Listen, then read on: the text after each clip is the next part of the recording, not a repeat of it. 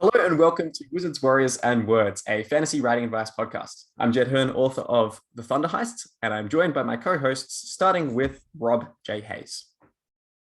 I'm Rob J. Hayes, author of This One's at Hand, Along the Razor's Edge. And Michael R. Fletcher. Hey, I'm Michael R. Fletcher, author of Beyond Redemption and some other stuff. And we are joined today by a very special guest author, Will Wight. Will, thank you so much for coming back to the show.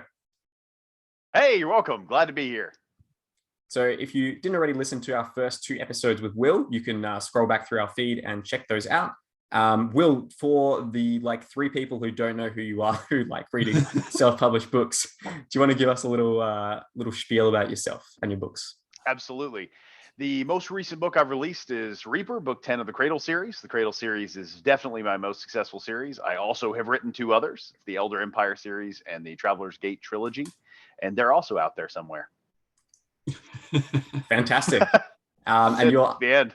Underselling Reaper a bit because do you want to tell us what number that hit in yonder Amazon store recently? It hit number one on the Amazon store, which is pretty cool. That's I think So you're saying you've got at least 10 sales? Yes, at least 10. That's what I'm saying. Like it's at least 10. I can confirm that. That's I think our third title to hit number one, which is pretty cool. That was so Cradle's gone. I'm getting very nervous about the end of Cradle. There's supposed to be only two books left, so I have no clue how I'm going to follow this up. But at least we got two more titles that'll presumably do pretty well. Just do a George R. R. Martin and just leave it. There you go. That's right. I'm going to do the thing he jokes about where the second to last book is just everybody dying and then 90% of it is just the wind blowing over their graves. Be quite poetic, I think. What makes you nervous about the last two books? I mean, obviously it's always a tricky thing to kind of nail an ending, especially one that's come at the end of a 12-book series. But is there anything specific that you're sort of, just mindful of as you approach that ending point? Well, what's interesting is I think the most risky or complicated thing I had to do in the ending, I took care of in Reaper. So I kind of have this structured almost like a final trilogy in the series. And I think the riskiest thing I had to do was Reaper. So now I've just got to kind of land the plane, right? And I think most series don't crash and burn at the end. So I'm hoping that I can land that plane a little smoothly. But I'm afraid that there's maybe a Game of Thrones season 8 inside me waiting to rear its ugly head. I'll just crash it right into the ground and burn it. But I hope not. So what I'm concerned about is that I won't tie everything up in a satisfying way, or that people will think that I have been building up to something that didn't quite pay off. But primarily what I'm worried about is then I have to launch another series after that. And I think people's expectations, I'm a little worried, like, what if it's not enough like Cradle? What if it's too much like Cradle? What if so I'm just, I get a little nervous. That's all. Yeah, fair enough. Rob, how have you kind of managed that sense of, are you heading away? Okay, never mind. I asked Rob. He's done. He's leaving. He's like, fuck this, I'm out of here. So I just want to get into probably my favorite series, and it's just all of Rob's books. So let me just get into Rob while he's done. Right as Rob mutes his microphone and walks out of the room. Let me just compliment reasons. Rob. Okay, I actually really do like his Mortal Techniques books. I'm a big fan of those. They're good, aren't they? Yeah. Which I suppose probably no surprise to anybody who's read Cradle. They're thematically very similar. Very similar. I think Rob might want to talk with you about a cultivation thing he's working on a bit later as well, actually. Oh, great. Awesome. Or progression, rather. I'm not exactly sure of the distinction between those. Michael, you're sort of approaching the ending of a series when it comes to your City of Sacrifice trilogy and also the Blackstone Heart ending. How are you? Yeah, so I've written the book. The book is finished. And so far I've rewritten the ending twice. And I'm pretty sure I'm going to rewrite it one more time because I don't feel like I kind of like hit everything. But right now it feels very much is like that landing plane, except the Red Baron has shot me down and the tail end is on fire and all the smoke is pouring out. And I am plummeting to what is likely going to be a fiery and extremely painful death. So it's pretty sweet. I'm super stoked. I love that. Sounds like the ending of a great adventure. Yeah. You get this very dark trilogy. And on the one hand, like I'm torn. I would kind of like there to be like a hint of a redemption arc, because honestly, no one expects that from me. And on the other hand, I would like to murder every single fucking character and just be done. Like I don't want to go back there. I don't want to have to write more of those books, except they're selling and people like them, so I probably should. There you go. Secretly, my entire plan with Cradle was to kill every single character, and that's you have a Cradle to the Grave arc. That was always. Ooh, See, it's nice. all just about that wordplay.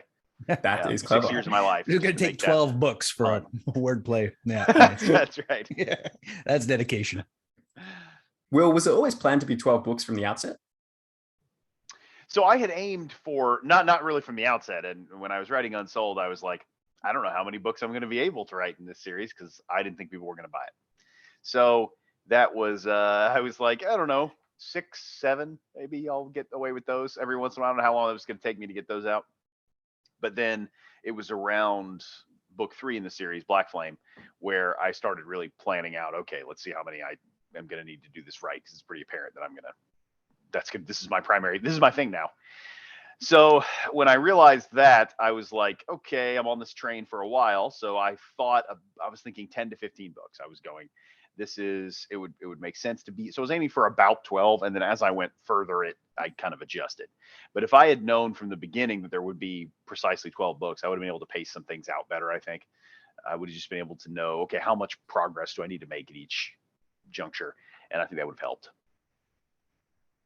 Yeah, fair enough. One of the things you mentioned before, which I wanted to ask Rob before he had to flee for some reason. Sorry, the doorbell went. I had to go and answer it. All good. It's me. I was just. That's right. Prank call. Damn it.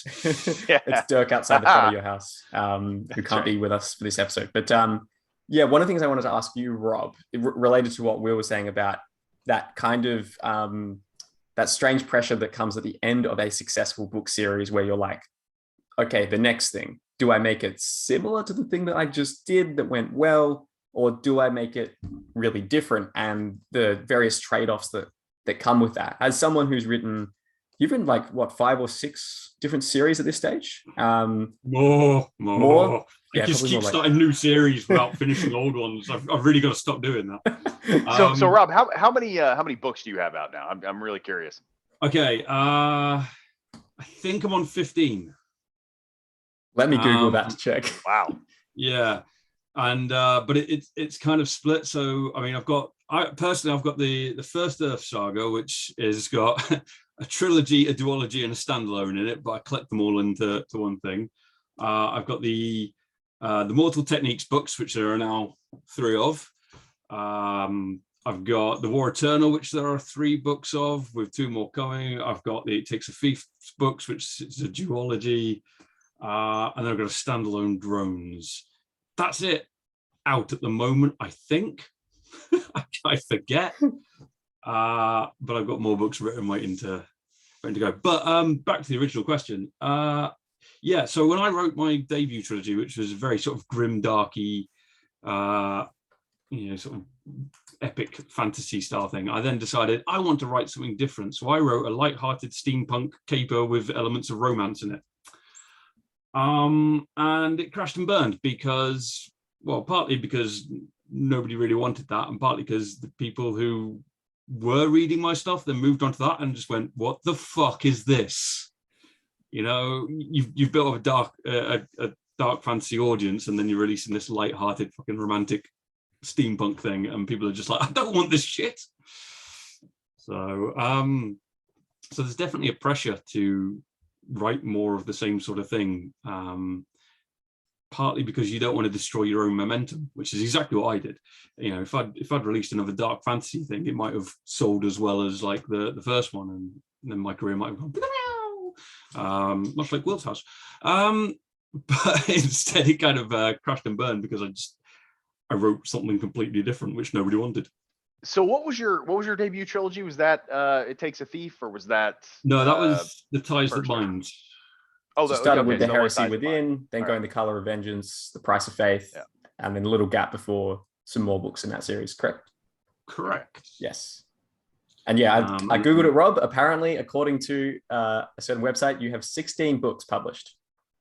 Really? Does that sound right? Yeah. The hell's the 16th book? I know for me, sometimes they count books I've unpublished. So I had like a collection of short stories and stuff that I then took down and or combined. That's what it is. It's counting the bound folio, which is my collection of short stories. Correct. Yeah, there you go. Saga. You I gotta always love forget about that one because it was how only short ever story published. collections sell, being not at all. Yeah. You put it out and it's like your 3 hardcore fans get it and they're like, yes. But the rest of the planet, it's like, ah. So the most fun illustration I've ever done is I was teaching a class at a conference, and it was for a bunch of aspiring writers. And so there's 50 or 60 people in the room, and they were saying, somebody asked me, okay, you're saying not to write short stories if you want to sell. Well, why not? I've been working on short story collections, and I think a lot of people here have, and they're like, yeah. And I said, okay, look, and it's spontaneously, I was like, all right, how many people here have bought and read a novel in the last year? And everybody in the room raised their hand. And I said, okay, how many of you have bought and read a short story collection in the last year? 3 people raised their hand. I was like, that's why. Yep. It's the reason. People don't even just want like single short stories. Like they might sit there and go, you know, I'll be really good to have a short story about this character or whatever. You write it and barely anybody reads it because, yeah, they just don't actually want that. What they want is another full-length story. It's like I released the Sentry Blade, which is a short story based in the Mortal Techniques world. Mm-hmm. And the majority of the reviews basically just said, I wish it was longer. I wish it was a full story. And it's like... yeah, you can't win because so many people clamoring for it. What's funny is I think we consume a lot of short stories. There's a lot of YouTube channels that are effectively just people reading out short stories or performing short stories, and I think there is room for short fiction. But when people are reading, they don't... I mean, that's not what I want, right? When I go to somebody's website, I'm not looking for one standalone short story. If there were a lot of little short stories that effectively add up to a longer story, that I might be into. But I think maybe in a podcast format it might work. I think maybe like if it was a collection of horror short stories or something, I think that would be. Yeah, I've been thinking about this a lot because I've been going. I've realized that I actually am like, look, I consume short fiction quite often. It's just not in the form of short stories that I go out and read. So I was just trying to think, how would that work? So anyway, the follow-up to Cradle is just going to be a bunch of short stories. Nice. Yeah, it's an interesting problem because you're right. It's like they're very like short. The benefit of short stories is it's really easy to kind of discover new things by new authors because you look at a new epic fantasy book and you're like, that's a 20-hour commitment to go through it. It's difficult, it might have good reward on the other end, but that's hard to get into initially. But, a short story could be a 30-minute podcast episode, like on Escape Pod. I was really into listening to them a few years ago. They do sci-fi short stories, really good. And that's cool because you don't really need to care about, is this an author I recognize? Does this have name recognition? You're literally just going, yeah, like they generally pick good short stories. I'm going to trust them on this. This has a cool name. Let's go. But the problem with that is, on the author's end and from the business perspective, like how do you kind of get compensated for that? Because not many people are willing to sort of just like, probably pay for a short story that takes them only 30 minutes to consume. So then it's like, oh, you kind of maybe need a Patreon model, which is slightly work for this podcast. And I wonder if like Kindle Vella is going to help a bit with that. But that is I've been more interested about that. And I think there's probably is a way to monetize it in some way. Maybe it is Patreon, maybe it's ads. I don't know. But I think there's probably a way if you can get something that people are going to get behind it and build momentum on. But I don't know how. I don't know the right way. I wouldn't know the right way to do that. So that's maybe for Kindle Vella is a little bit different. It's the web serial thing that a lot of people have can definitely work. Oh yeah, I mean, if you look at something like Royal Road, it's definitely been proven that web serials can work to a massive degree, and so many of the authors that sort of like made their name, their fortune, all of that lot through the web serial things are now being picked up by indie publishers, sort of publishing companies, publishing houses, and then releasing the completed works as full series of books, which is what I find incredibly interesting. Seeing as how Vella now technically exists, they're still releasing the books as full books, or their stories as full books, rather than on Vella, as well as Patreon or whatever. Well, it's probably trying to tap that different market, isn't it? Because there's a certain audience of people who, want the full story and don't want to wait around for it, which is interesting. One thing I was going to ask you before, Will, is you don't have to give specifics on this if you don't want to, but like roughly what kind of percentage would you say is coming from like Cradle sales versus the rest of your book sales from other series and stuff? Yikes! I don't have that number right now. I am I have way too many numbers. Yeah, all good. So I don't. I'm sorry. I wish I had that answer. I'm not sure. No, It I put is you on the spot there, so that's mostly fine. Cradle. I'll tell you that. Sure. So the Traveler's Gate collected edition for a long time was our consistently best-selling title, because Kindle Unlimited, it's really long because it's 3 books and a short story collection. And people who got it through Kindle Unlimited, which was most people, because you can get it for $10 or you can pay $10 for Kindle Unlimited and then just read it. That one was our consistently best-selling title. So every time we had a new book come out, it would spike past that, but then everything would settle back down and the collected trilogy would stay up there. So that was true for a while. I highly doubt it's true now. And then every time I release a book in the Cradle series, all the Cradle books spike a little bit, and so does Traveler's Gate, but not as much. So it's 3/4 Cradle. Yeah, fair Mostly enough. Cradle. I also have Yeah, way makes more. sense. I have more Cradle books out now than any other books, because now I have 19 books out and 10 of them are Cradle. So we've tipped the scales. Yeah.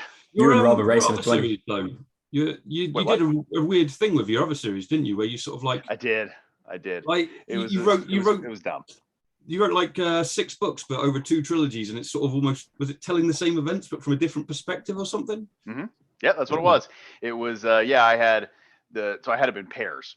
So in the Elder Empire series, I had Of Sea and Shadow and Of Shadow and Sea.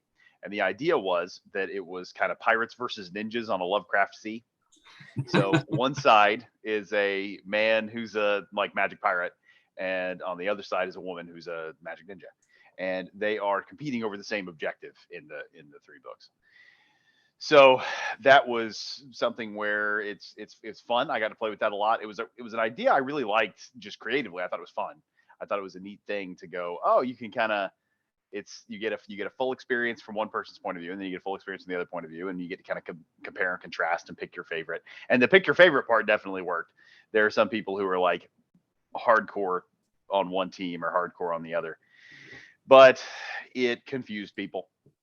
So they didn't understand how it worked. So I tried to design it, and I tried to have the things written out and the instructions. I tried to make it as clear as I could, but people didn't gravitate to that. So I was like, okay, well, learned that. People who read the books rated them well, because comparably to my other series, but a lot of people were turned off by that gimmick. So they didn't pick up the books at all. So I learned, I'm like, hey, don't confuse people. That's kind of what I learned from that.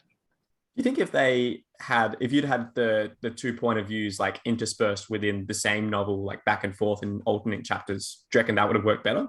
Or do you still think it would have been difficult? So I don't think people would have been confused. That was not what I wanted to do with the series. It was just, I thought it was a cool idea. So the whole thing was, I was like, I think it'd be neat to have something like what I thought of it initially was like a movie. So you like have one movie that is for one group of people, and one movie's for another group of people. This wasn't the actual idea, but the way I pitched it to be, just described it to people, was if you had What Women Want, the Mel Gibson movie, and then you had What Men Want, with a different leading lady doing the same thing from the opposite side. I think that would have been an interesting thing, because then different people could have gone to the different movies and had different experiences. And I just think creatively that's neat. Yeah, it's a cool concept. So that was kind of the fundamental idea, was I thought it would be cool. Now, I never at any point wanted to write that story. It was always just a fantasy thing. But that was what I was playing with. And so I could have easily combined it into one story where it's just you have 2 primary protagonists and they're competing over it. And that would have worked a lot better. I would have written that very differently. Probably would have been a lot easier. Probably would have sold better. So lesson learned. Fair enough. Yeah. No, it's good to experiment with that stuff though. One thing I wanted to ask you is, and this is something we mentioned sort of before recording, is a lot of the times when writers are, really in those early stages of their career and they're thinking about what their future is going to be like, it's really easy to be aware of the problems that you're facing as you're trying to break into publishing or trying to get that first book done. It's a lot harder to prepare for the kind of problems that success can create, because a lot of people don't talk about them as much. And we have sort of touched upon a couple of them in this episode so far. Things like, you start to kind of get captured by your audience in a sense and starts directing what you can work on profitably.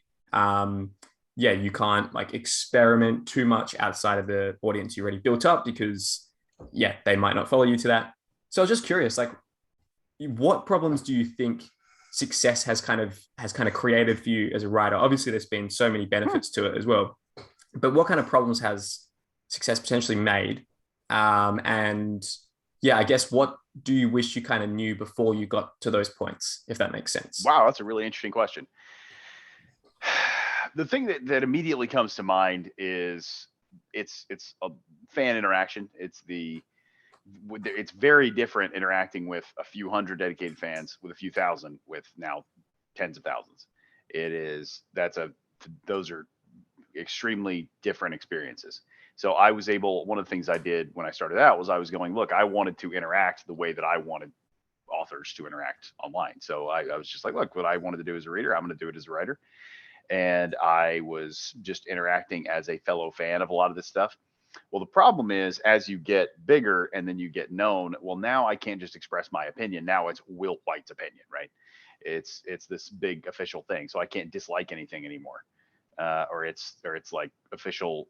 And most of the time I don't mean anything. I don't mean to tear down this person. I'm like, great, you did really well. There were a couple things I liked, a couple things I didn't like, but that's all they hear. So I recommended Iron Prince, and I recommended it hugely enthusiastically. Iron Prince by Bryce O'Connor and Luke Shmolenko. I recommended that to people who liked Cradle, and I really, really went all out. But there was one thing in the book that bothered me, and when I'm giving that in kind of review, I feel like I have permission to say the one thing that I didn't enjoy as much. And I made it very clear but that's all anybody ever talks to me about is that one little thing I didn't like.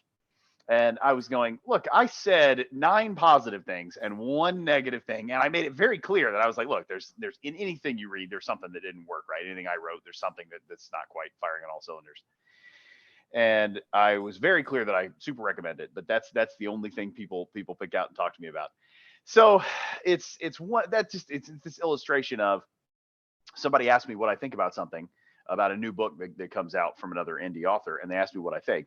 Well, now I have to say something positive because it's whether I liked it or not. Usually, if it's something that people are asking me about, unless it's just really terrible, it's usually there is something positive to say. It's usually something I didn't hate. I liked it okay. But if I say that sounds like I'm tearing somebody down, and I don't want to tear anybody down. I want them to succeed, right? So that makes it a lot harder to interact authentically with the audience in the way that I enjoy. It also is impossible to keep up with all my social media at the same level that I did before. Not only are there more social media platforms now, but there's more people on each of them. So it's impossible for me to have the same level of back and forth that I used to. And that's a little bit of a bummer, right? And then there are expectations to people. Oh, that's one of the illustrations I have that I use sometimes is when you start out and you have a small fan base, you can sometimes really figure out the fan base's opinion. They have one opinion. And then they get a little bigger, and then you have 2 or 3 opinions, right? That you can get the prevailing opinions of the fan base. But then you get big enough, and they have every opinion. There's a group of people within the fan base that thinks anything. I've gotten criticized. I don't remember if you left this as a review or just like a critical comment, but where somebody was saying that they were complaining about the books coming out too frequently. Okay, so not being too short, which I understand, but it's coming out too frequently. That was what he objected to, because he didn't have time to finish reading and digesting the last one or rereading the series before the next one came out. So he didn't like it and thought I should release the books less frequently. Wow. That's crazy. So just anything. Like anything, any position you can think of is now represented. So those are really the things that I would encourage people to work on if they start seeing a sudden rise to success. Is there's a lot more pressure of expectation, and that's something that you've got to be prepared for and got to learn how to deal with. And it's doable. It's just it can feel hard sometimes. I broke down before Rebirth because I thought people were going to hate it. So, wow. Yeah. Oh, yeah. No, I thought it was going to be bad. So I was genuinely emotionally braced for just abuse. And I was there. I was going to do it. I was going to release the book. I was like, I'm going to get torn apart. So I felt sick. It was bad. And that was not at all justified. So it was completely in my head. But the weight of expectations it's a lot sometimes. But yeah, that's what I would say people need to pay attention to and work on. Yeah, it's fame within the science fiction fantasy area it's a funny thing. Like when I first started writing, my wife, who for no reason whatsoever is the jealous type. You know how wives kind of think that you are somehow desirable to other women when other women have never noticed you, like for your entire life, you don't exist. And she was kind of like nervous. She's like, yeah, but what happens if you're successful? Like that's bad. Like what happens if you become famous? And I'm like, name who is the most famous fantasy science fiction author you know? And we were watching Game of Thrones, and she's like, yeah, that Game of Thrones guy. We're like, okay, George R.R. Martin. She's like, yeah, him. I'm like, what's he look like? She's like, I don't know. Like, bingo. Most famous fantasy writer on the planet. You don't even know what he looks like. It's like that's what fame is like. Yes. Unless you're Rob and you get mobbed every time you do your grocery shopping. I've sold a lot of fantasy novels online. I've sold a lot of fantasy novels online, ladies. Yeah, probably not one of the artistic professions where your close friends and family have to be particularly jealous of the attention you're getting from your fans, as opposed to being a rock star, for instance. Unless maybe you're, I don't know, Neil Gaiman, but that's a whole different category.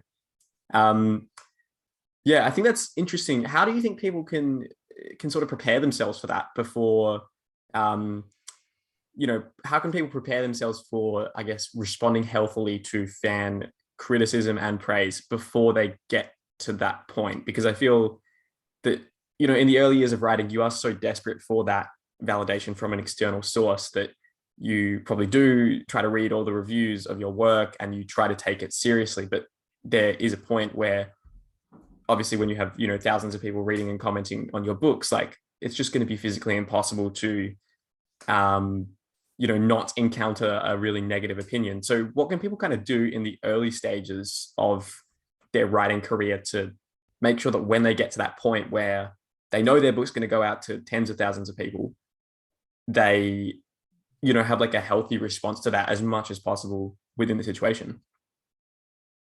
Yeah, I have a lot to say about taking criticism. I think one of the people ask me a lot of times, was it worth it to get a master's degree in creative writing? And I say it was worth it for me because there are a lot of things that I could have done on my own for free online and I would have gotten the same benefit, but I would not have done those things. So I could have gone out and gotten a writing group. I could have gone out there and got mentor experience to help me. I could have regularly written stories and gotten feedback on them, but I would not have done that. I don't have the self-discipline to do that. So I put myself in a scenario where they'd make me, and that was the degree. But a big part of what I learned there was how to both give and receive criticism. And one of the things when people hear you got to learn how to take criticism is what they hear is you've got to learn how to take negative feedback that you don't want to take. Like you don't think it was negative, but they say it's negative. So you've got to learn how to take that without getting offended. And that's part of it. But it's also, you've got to learn how to balance contradictory opinions. So one of the things I asked my professor one time was I got a one review that said, okay, this short story was good, but it should have been 2 pages shorter. It should have started here. And I had another one that said, oh, it's good, but you should have fleshed this out. It should have been 2 pages longer. And I said, it's literally the opposite advice. So I was like, I cannot follow both of these. I can't do both of what they're telling me to do. I don't care. I mean, I'll go either way, but what should I do? And he said, that's what you got to learn. So I think a lot of that is, I think people need to learn how to take criticism early, because that's, of course, I'd not sold a book at all. So that was, you have to get practice going. Okay, what do people think? What am I good at? What am I bad at? And I think the way to make those decisions is, who am I writing for? Who's my target audience? And that is how you know which of these criticisms to take and which ones to ignore. So when I first wrote House of Blades, my first book, some of the early reviews were like, this isn't like Game of Thrones at all. That was a real review that I got one time. And I was like, great. Does that mean I need to change anything? No, it doesn't. I'm not out there to write Game of Thrones. This person thought it was going to be this adult political long fantasy thing, and it wasn't. It was just an action thing with him fighting monsters with swords. And I was like, exactly. So that is the that's the kind of thing where that's the obvious example. But when it comes down to these things, you've got to be able to go, okay, what criticism do I take? Why am I taking it? Who is this for? And I think as you get further, it becomes, you've got to start realizing that reviews are not written for you, the author. They're written for other readers. So this criticism that they're giving, even if the reviewer thinks otherwise, sometimes the reviewer thinks they're giving you gold that you need to listen to and change. But that doesn't mean they're correct. That doesn't mean that really is what you ought to do. I had another review on Reaper a couple of days ago where this person said, what you should have done was kept it to one point of view. And so it called my name in the review. Will, this is what you should do. You should cut the number of point of views. It's way too many. It's too frustrating. You need to stick with just Lyndon's point of view. So that was a 2-star review. And I looked and I had 6,000 reviews and ratings, and it's 90% 5-star and 9% 4-star. And none of them mentioned anything about having too many point of views except this one. So I'm going, effectively, it's like, what they're really saying is, I had this experience, which is a perfectly fair thing to say. But what they're framing it and they're phrasing it like, Will, you should do this. And that's wrong. That's incorrect. It's I should not do that. I should listen to all these other people who are saying the opposite of what they're saying, because there's way more of them. And they're also on board for what I'm going to do. This person wants me to do something different. He wants me to stick with only one point of view. He doesn't like multiple points of view. That's not the story I'm telling. And I am aware of that. And it is not an overwhelming movement in the thing. So I'm not going to change anything. But I feel like the tendency is to give those things higher weight than they deserve. And so the more you practice that mental thing of, listen, what they're really doing is they're expressing their personal experience with the book, which is totally fine. And that's good information for me to have. Okay, there are some people out there who don't like multiple points of view. It's good to file that away. But they think they're giving you actionable advice and they're not. So I think that's a big lesson to learn. I think 10 books in is probably a little bit late to start pointing out that you right. I mean, I so far I have read book 1, and there are more than one point of view. You go back and fix that. Why can't you go back to he said in the review was, why can't you go back to the beginnings of Cradle? And I was like, at no point is this entirely a Lyndon point of view. Like, not even in book 1. Where book 1, of course, has the most Lyndon in it because it's mostly him, but it's still not just a Lyndon point of view. Yeah, I find crazy, those comments. there's a strange switch in perspectives with taking criticism, which is I found when I started out, I'd take criticism and I would try to take all of the criticism on board. You know, my mindset would just be like, okay, how can I fix it? What can I do? Okay. And then, 15, 16 books in, whatever, I found that at some point I switched. So instead of taking the criticism and trying to think of it on board, I'd sort of see criticism and I'd be like, what do you know? So you have to sort of like, it's that switch of brain where you're like, instead, when you're starting out, you try and take everything, and then you get to a certain point and you start taking no criticism whatsoever. Yeah. And that's just as bad as taking all the criticism. The stages too are fun. You go through a stage where you read a review and you're like, you know what?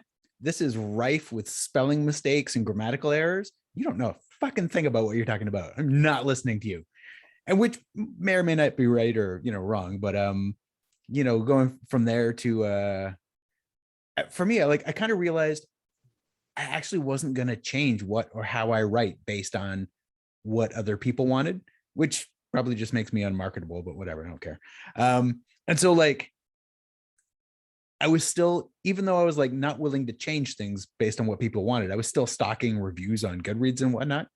And then just a week or two ago, I scrapped my Goodreads account. So I don't look at reviews anymore. It's kind of crazy because I figured if I'm not going to do anything about them, why the fuck am I reading them?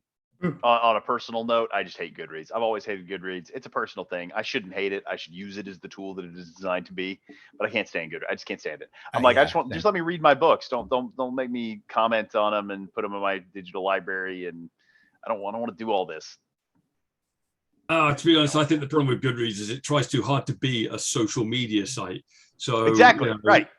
You've got some person who is on your friends list and they've liked the reviews of every single book, or every single review of a book, and that's all your feed becomes. And you're like, that's not what I'm here for. I'm here to look at what book are my friends reading. Oh, that one sounds interesting. I'll pick that up. Exactly. If it was mostly that, I wouldn't have a negative opinion about it. But now it's just they push the social media aspect of it so much, and I'm like, I don't like that. I don't want that. Yeah. No, I agree with that. It's great. Yeah, I just avoid the feed as I do on pretty much every social media thing I'm on. I think this could be a good point to start wrapping up this part one of this interview. So Will be joining us for you listening or watching next week. For us, we will time travel to next week and continue talking with Will in the next part of this episode. That was super smooth. You really did this well. Thanks, Mike. Not in the least bit complicated there, Jed. Not at all. Not at all. So if you're new to the podcast, feel free to subscribe. And our second part of our Will Wight chat will be next week. We'll see you then. Bye, everybody. Aw.